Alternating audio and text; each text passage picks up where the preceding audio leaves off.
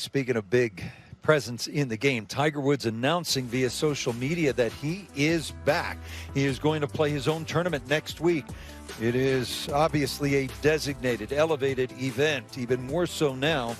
He'll be at the Genesis Invitational. So Tiger pumping the PIP today with that announcement. His first tournament since he missed the cut at the Open at St. Andrews back in July, and his first non-major since the Zozo, the one that was played in Sherwood in 2020. So you see, longest span between official worldwide starts. Bottom line, he's had some huge gaps, but he's always been able to come back, though now he is 47. I always say it, three most often repeated words in golf through the years. Tiger wins again.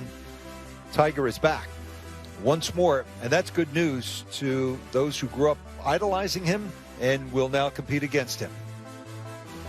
He's playing Rev? Mm-hmm. Nice. Well, I didn't know. Great to hear. Great to hear. After all he's gone through, it's incredible that he keeps trying. And spoken to him in the Bahamas, you know, everything he had on his leg, and then you had the plantar fasciitis, and I really feel for him in that sense, but I know he's going to keep doing everything he can to still try to win more tournaments, possibly get that 83rd win, and hopefully, obviously, in his mind, a major, right? So it's a true honor for all of us.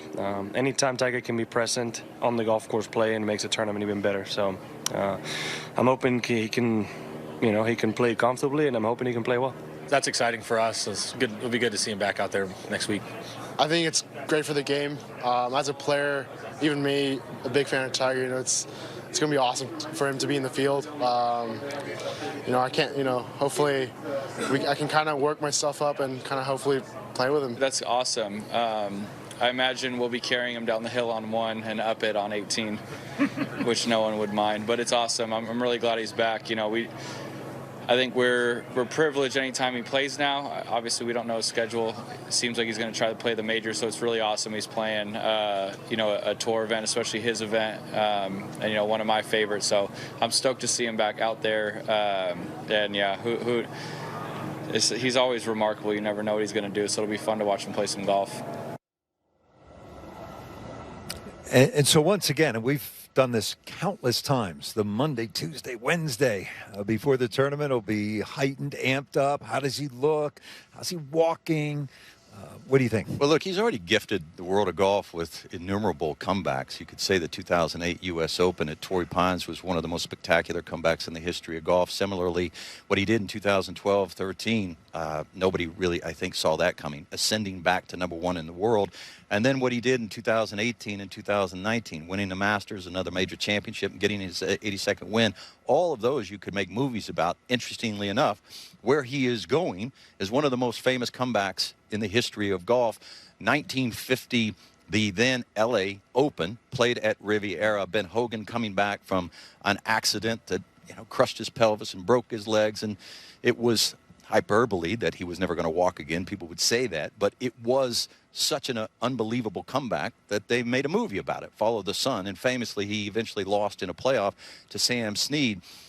Similarly, he was hobbling around there, and I expect we'll see that from Tiger Woods. It would surprise me if he's not. We know Tiger Woods can do the extraordinary, but can he do the ordinary?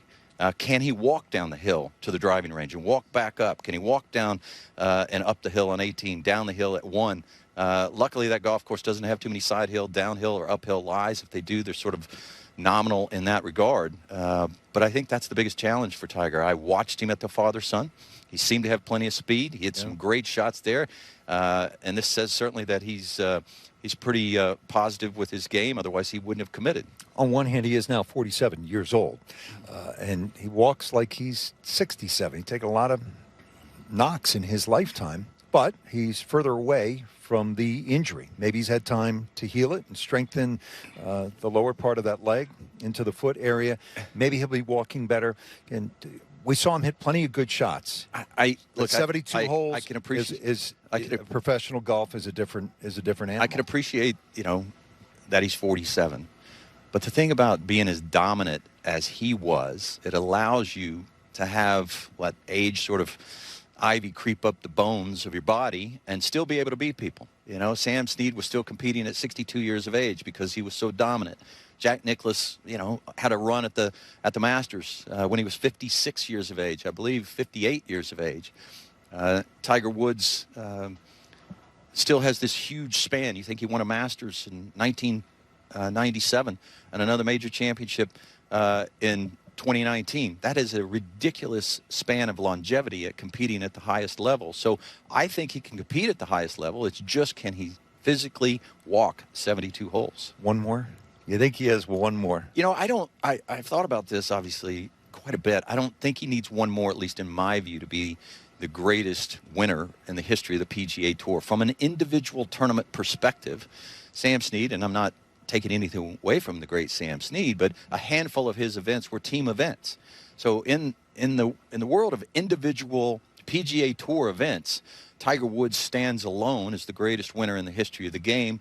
Numerically, I suppose, it seems like the rightful place for Tiger Woods would be 83. It's where it all started, 1992, when he was in high school. As a 16-year-old, he got to play at I was Riviera. there that week. This is one of the few places he has never won in his lifetime. This will be his 15th start at the Genesis Invitational. But great news, the Tiger is coming back. The tour with all sorts of momentum.